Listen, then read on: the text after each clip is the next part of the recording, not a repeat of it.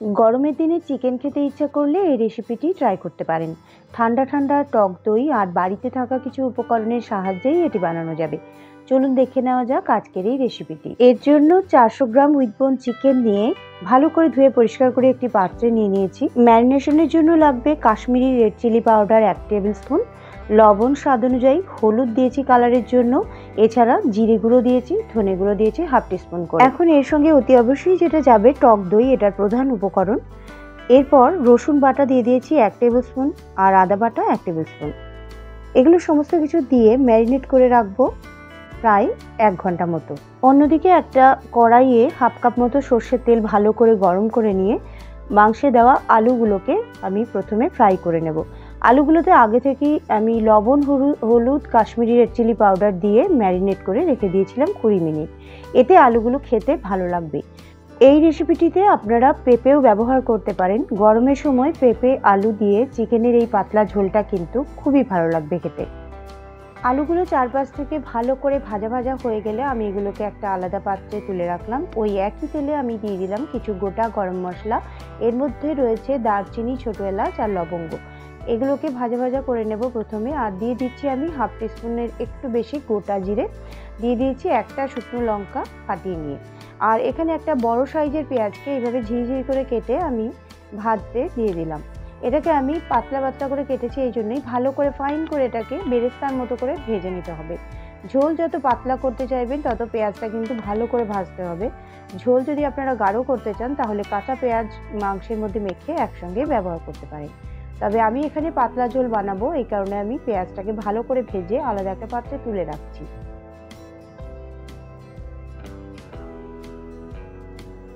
এখন আমি চিকেনগুলো, যেগুলো আমি ম্যারিনেট করে রেখেছিলাম 1 ঘন্টা মতো, সেগুলোকে ভালো করে এপিট ওপিট করে ভেজে নিচ্ছি।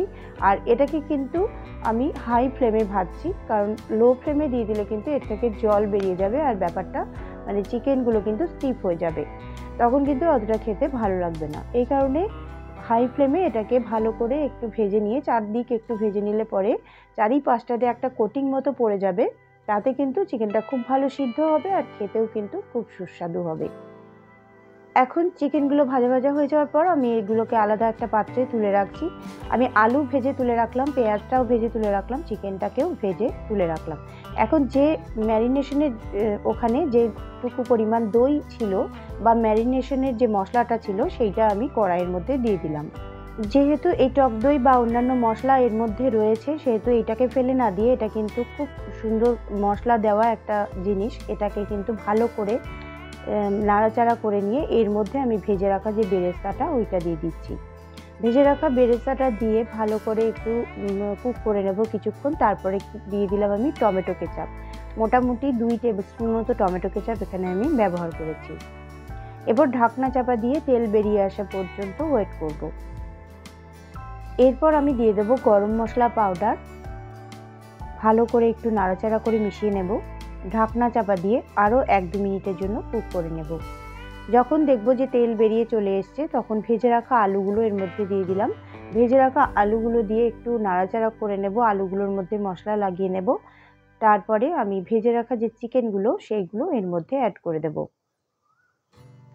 চিকেনগুলো দিয়েও আবার একইভাবে ভালো করে নাড়াচাড়া করে মশলাটার সঙ্গে মিশিয়ে নেব। এইভাবে বানিয়ে দেখবেন, পাতলা করে যে ঝোলটা হবে সেটা কিন্তু খেতে অত্যন্ত ভালো লাগে। আর গরম গরম ভাত দিয়ে এই গরমের সময় কিন্তু বেশ ভালো লাগে, দুপুরটা একদম জমে যাবে। গরম জল করে নিয়েছি, এর সঙ্গে গরম জলটা মিশিয়ে দেব।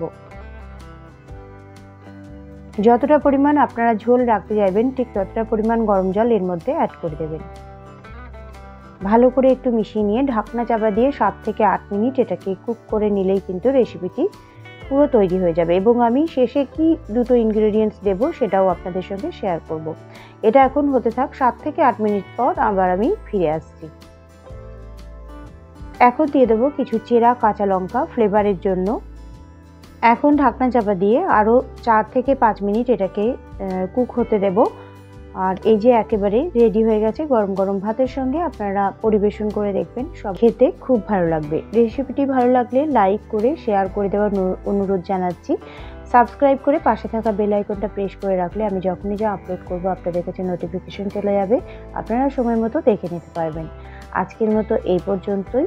আবার দেখা হচ্ছে আগামী রেসিপি নিয়ে। সবাই খুব ভালো থাকবেন। অনেক অনেক শুভেচ্ছা রইল।